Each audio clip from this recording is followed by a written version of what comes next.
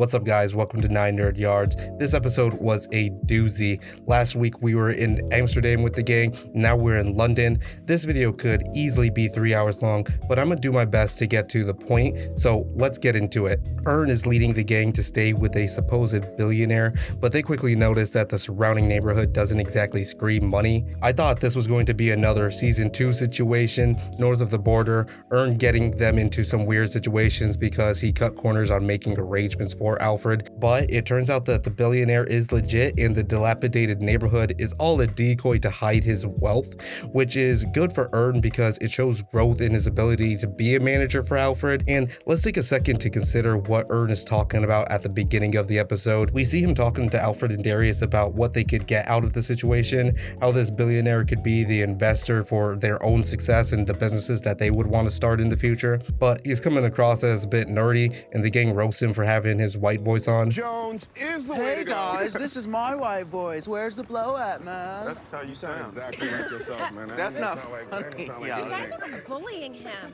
You guys, you're bullying him. I feel you, Ern. I feel you a lot, but this seems to be a bit of foreshadowing of the inner conflict Ern has in the episode. But this billionaire setup has a decoy house in the front, but is dripping with luxury in the back.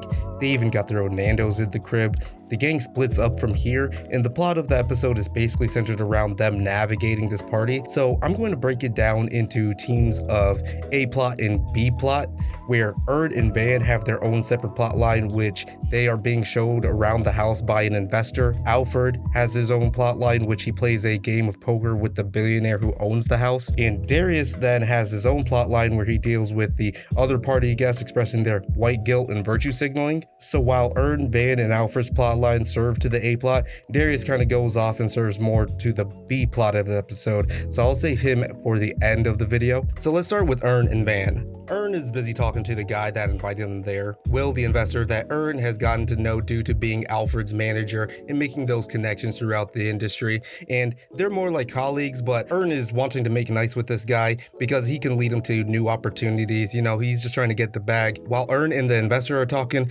Van is kind of keeping to herself and going around the party when we see her swiping African sculptures.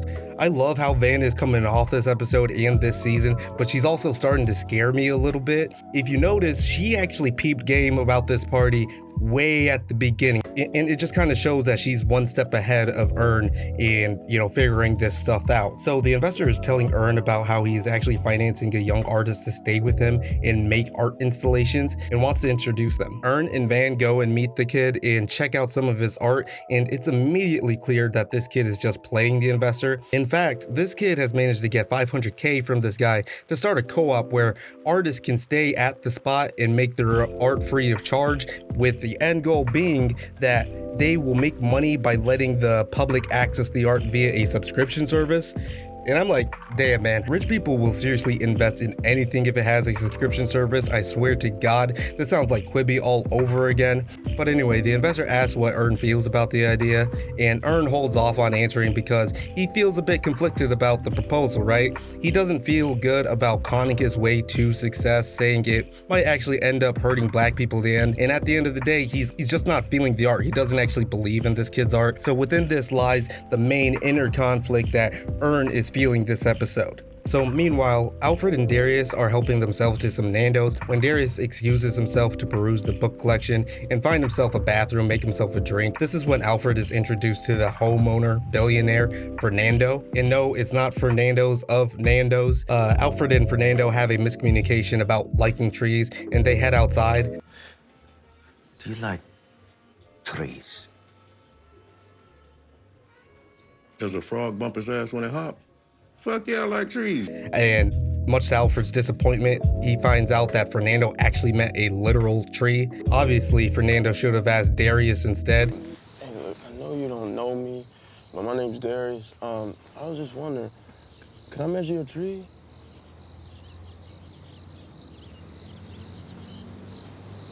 No, not right now. But Fernando explains to Al that it's one of the oldest trees in London and the house is built around it. Fernando also says that he used to be a bit closed off, but now he wants this house to be a hub for influential people to share ideas that could make the world a better place. However, they mostly just use the place to drink and gamble. Alfred is cool with that, and they go off to play some poker and smoke some actual trees. Alfred and Fernando get inside and they sit down at a poker table with some Red Dead Redemption looking motherfucker. Buy-in is $20K, and it's no problem for Alfred, but I think it's actually kind of funny that last episode Ern had to collect $20K from the organizer before bailing Alfred out of jail. But in this episode, Al is putting up $20K to have a seat at the table. While they're all playing poker at the table, Fernando tells a story about his house being broken into. He says the trespasser was a pale black man that was soaking wet. However, the security system was never tripped and there was no signs that anyone could have gotten in because the doors were still locked. So this leads Fernando to believe that it was a ghost encounter. Fernando goes on to explain that the ghost sprayed ectoplasm on him, kind of getting a laugh from everyone, but he believes that this actually cleansed him of his sins, implying that this encounter with the ghost is the moment that made him change as a person and kind of open his house up. Fernando asks Alfred if he believes in ghosts, and if not ghosts, then does he believe in God? If he believes in God, he must believe in the devil. There's good and bad spirits everywhere, Alfred. Why do you think there's so much killing in the world? Why do you think I have so much money? The devil is just as powerful as God. Everything's just looking for balance. Alfred tries to laugh it off, but he is clearly disturbed by Nando's story. I think Alfred definitely believes in ghosts, because if we look back at the season 2 episode, Woods, Alfred has an encounter in the woods that was most likely a ghost or an apparition of his own consciousness. Furthermore, this encounter that Alfred had in the woods with a quote-unquote ghost was a defining moment for Alfred and pushed him to change his thinking to reach for higher success beyond the city of Atlanta. Again, Alfred laughs off the story and actually wins the hand of poker. However, Fernando leaves without paying, everyone gets up, dips out, and Alfred is pissed. So from there, at this point is when Ern and Alfred meet up and talk about what's been going on each of their sides. Ern explains to Alfred that he's not really feeling good about playing along with the scam. Taking advantage of Will. And in the long run, that's just gonna make it harder for me and other black kids who are actually talented. I don't know what to do. And Alfred actually says that he should go with the scam because white people scam their way to the top all the time. If anything, black kids need to scam even more. I mean, yeah, he's black, but he's still scamming. Man, so white kids be scamming all the fucking time. Hell you think TikTok is? And the art kid also shows up and he explains that he's just trying to get his piece of the pie and just get the bag too. And he also tells Alfred that Fernando definitely ain't going to be paying up. So Alfred walks off pissed, thinking about how he's going to get back at Fernando. Ern talks to Van, who is really going through the episode as a chaotic neutral. I mentioned she's stealing stuff from the house. She's also just pushing people into the pool with no regard. But it also comes to a greater theme because I think Van sees through the glitz of the party. She explains to Ern that she's just living in the moment, and he should too, but doesn't reveal to him that she's kind of like one step ahead of everything and is already kind of over it. And you can see that she's not really fucking with Ern. So Ern is on his way to confront the investor when he notices a photograph taken of 3 white men at the opening of the first bank in Cape Town, South Africa. The 3 white men in the photograph are prominent, holding a giant check, and in the background there is a black man in the shadows. Seeing this photograph resolves Ern's conflict, and he talks to the investor and actually joins the scam in negotiating terms to be the art kid's manager. How much is a manager? In the US, about 30%. But I do it for 25. It's important to note that this seems to be the same photo that Van was staring at earlier in the episode, confirming to me that she was on board with the scam from the jump. She is also seen staring at the tree earlier in the episode before Alfred chops it down. So please bear with me because this part of the video I'm going to be just throwing out some wild theories that I have. Not going to lie, I'm going to be reaching. Call me out in the comments, I fucking dare you. So this season definitely has the theme of ghost. I can't help but see the parallels between the pale black man dripping wet that Fernando described in his story. The house is dead silent. Then I see it. A pale-skinned black man, stick-thin, completely naked. He was soaking wet, shivering like he'd just come in from it, pissing outside. and the drowned town that was described in episode 1. I have a whole video breaking down that episode, by the way, if you want to check it out. Two men on the lake start discussing that there is actually an entire town in the depths of the lake. It was a predominantly black town that was drowned out due to the man-made lake that they're fishing on, and basically the town was forgotten. This scene ends with the black man being pulled down by the souls of the townspeople below. And you can see in this scene the creepy black hands that are also pale and ashy as described in Fernando's story.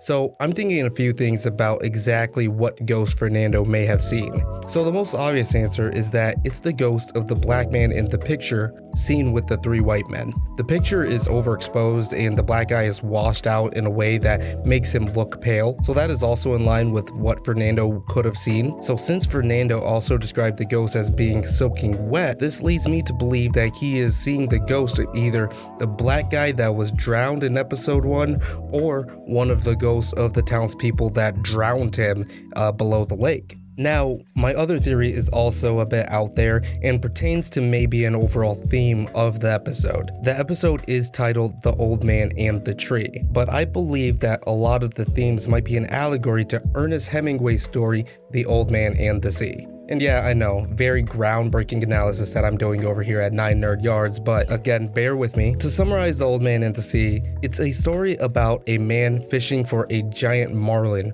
over the course of a few days. The old man being a symbol for humanity and endurance, and the marlin being a symbol for success. And also in the story, the old man is shown to have a lot of admiration for the fish and actually feels remorse for catching fish, even considering the fish and himself as brothers. And I think in this episode, we can interpret Ern as the old man and the investor as the giant marlin or big fish, where Ern, is in conflict with his feelings of obtaining his success and his relationship with the investor. On the other hand, in the episode, we have the actual old man being Fernando and the tree being his symbol for success. And from Alfred's point of view, being fucked over by Fernando, he tells Ern that he needs to take this opportunity for success, and he shouldn't feel bad about it. Fish away, Alfred is saying. In fact, Alfred takes Fernando's symbol of success, the tree, and cuts that bitch down at the end of the episode to get back at Fernando. So along with Ghost, Atlanta also seems to be obsessed with water this season. Episode 1, 2 men fishing above an underwater city, 2 white women attempting to drown their adoptive kids in a lake, and now we have this episode featuring the story of a ghost soaking wet, and then Van pushing white folks into the pool like an old man throwing fish back into the water. Van is actively rejecting to indulge in everything around her. But the last thing that pulls me to this Hemingway theory is that at the end of The Old Man and the Sea, the old man catches his fish and dreams of 3 lions on the coast of Africa. My mind is getting pulled to that picture of the 3 white guys holding on to that giant check in Cape Town, South Africa.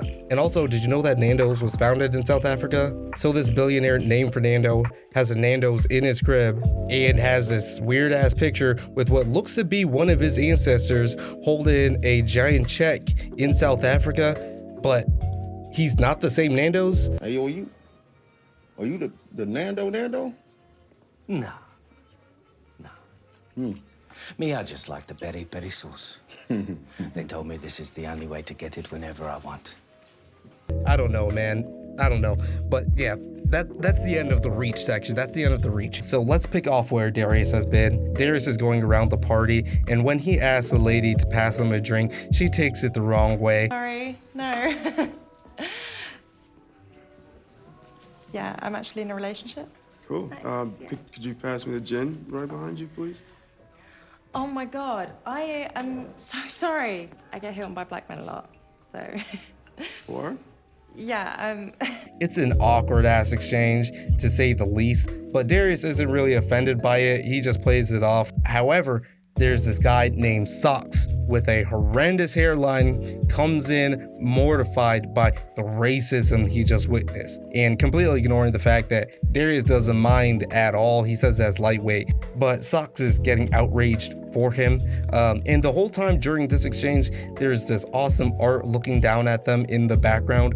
I'm not sure what painting it is or exactly what it represents, but if you have any idea, please leave a comment below. What Darius is going through, I'm pretty sure is a big allegory for white outrage, especially on like social media, on Twitter, and it's taken too far without awareness of what black people are actually struggling with. You know, white people just really want to be seen as the ally. That is also drawn parallels to, you know, the two white women in episode 1. On the surface, it looks like they love black people and respect the culture, but deep down, they're so twisted and kind of like cruel, right? Man, we heard what that woman said to you.